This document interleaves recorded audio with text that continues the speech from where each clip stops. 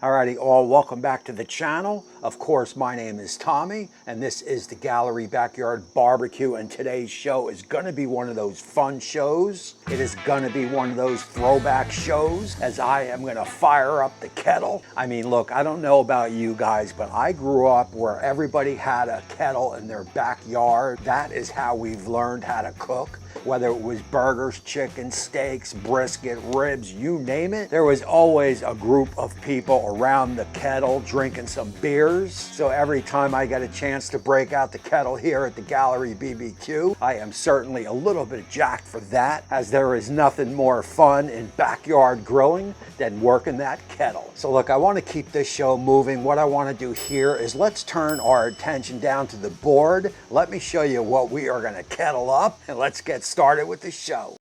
So today's show is going to be about a couple kettle firsts here at the Gallery BBQ. That said, Old Steady is here, and of course I am talking about Dusted, but we are going to be introducing a new rub in here to the show, and of course I am talking about Scotch Smoked Q. Now look, this is a cocoa coffee rub, and for the guys that follow the show know I am definitely down with coffee rubs. And we will certainly be hearing more about this rub in some upcoming shows, as well as this one here. But right now I can tell you it certainly has an awesome flavor, and I do believe it is going to pair well with what we are making today. And of course I am talking about some country style ribs.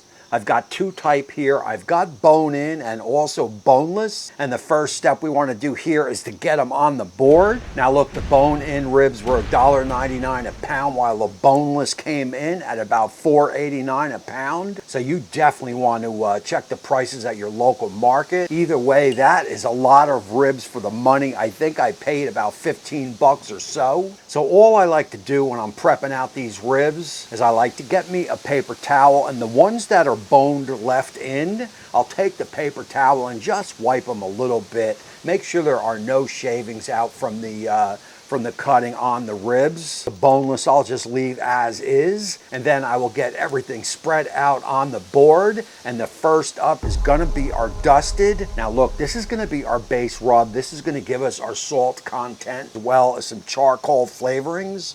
This is a salty rub, so this is going to be perfect for our base, and you are going to want to get that all over the ribs, of course. The next up is going to be that Scotch Smoked Q. Again, this is a cocoa coffee rub, and on the finger taste, I could tell you, man, it is packing a little bit of punch with some nice notes in there that is going to pair up perfect with what I am cooking today. We will get these ribs all rubbed down, tops, bottoms, sides, you know the deal. Once I get everything rubbed down, I will leave these on the board to sweat them out. In the meantime, I will get on over to my SnS Kettle, get that fired up, and get to cooking. So I'm always chasing that wood flavor here at the Gallery BBQ. I mean, the oak, the cherry, the mesquite, the hickory. We've all had them, we've all tasted them, and we like most of them. But I've got something special here to show you. My master builders know all about this product. I am introducing it out to the kettle today, as I have used it off camera, and I can tell you it is a killer, sweeter, smoky, nuttier flavor to your proteins than you've ever tasted. And of course, I am talking about Smokin Pecan. This is the outer shell of the pecan, and they have figured out how to remove the innards and just keep the shell. And the company has given me 10% off, and I am telling you, you get a pretty good box that is going to last you forever. Well, not really forever, but it'll last you a long time, that is for sure. That said, what I like to do here, unlike with the Master Built, I take them and I soak them in water for about 5-10 minutes. That is all there is to it. Again, as I add this to the charcoal, you are going to see some smoke happening. That is definitely packing a different flavor. And I've got information down in the description. Again, 10% off. Give them a try.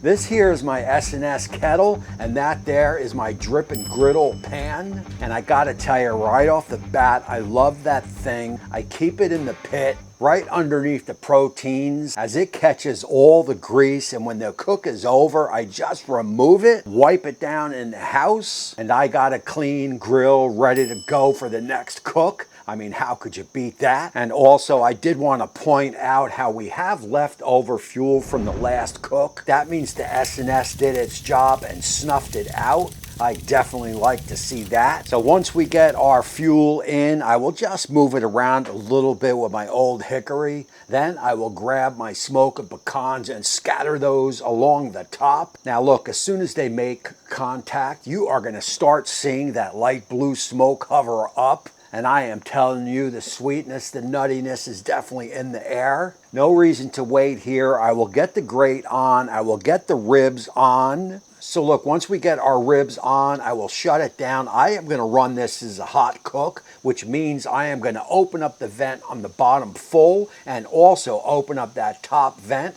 I would venture, we would say, probably up to the 400, 450 range, whatever it is. I am going to let these go for 20 minutes. After that, I will bring you guys back. We are 20 minutes into the cook, and I can tell you we have held steady right at about that 450 Fahrenheit. And I can tell you from watching, we have taken on some incredible smoke, that is for sure. And there is only one thing to do here, and that is going to be flip over each individual rib. Once I get the ribs flipped over, I will cap it up. I will hold that temp at 450. I will let it go for about another 10 minutes. That is going to be 30 minutes total. At that time, I will bring you guys back.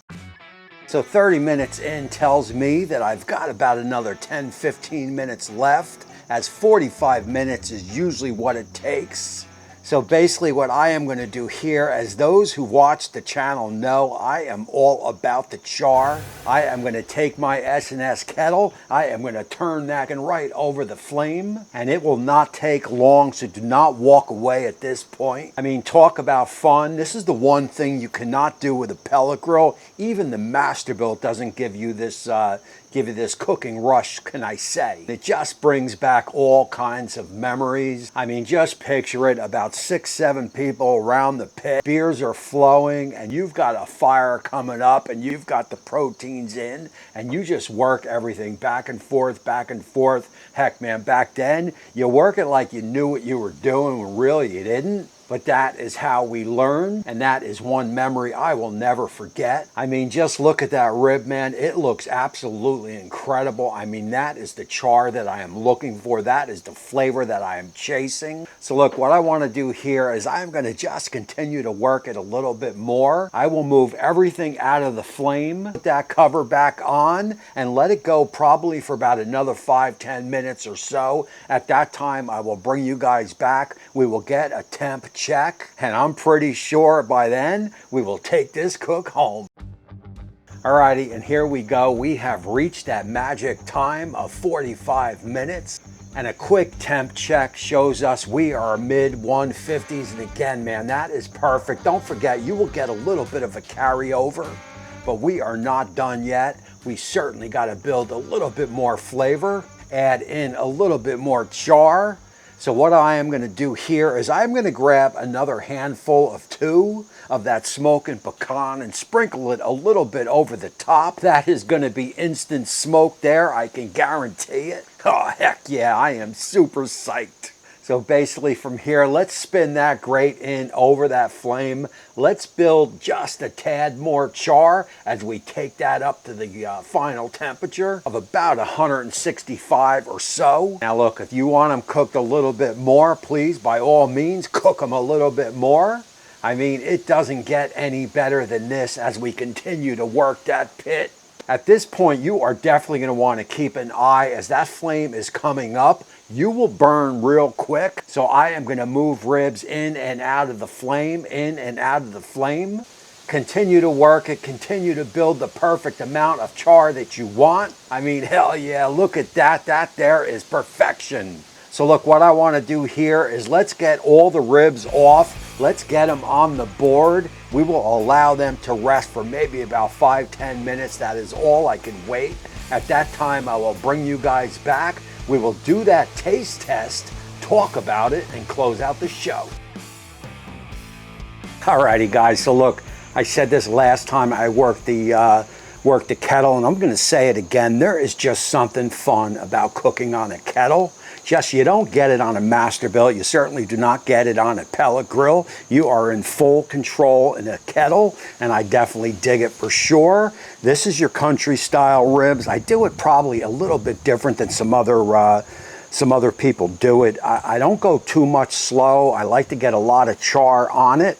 And you know, like I said in the beginning, I've been eating these things for, you know, look, when I was just getting started and just gotten married, there was 3 things that I always went to, and that was going to be the country style ribs, of course, London broil, and chicken breast. Those were the 3 cheap things that you could feed a family on, and I am telling you, I probably ate these suckers just about every week.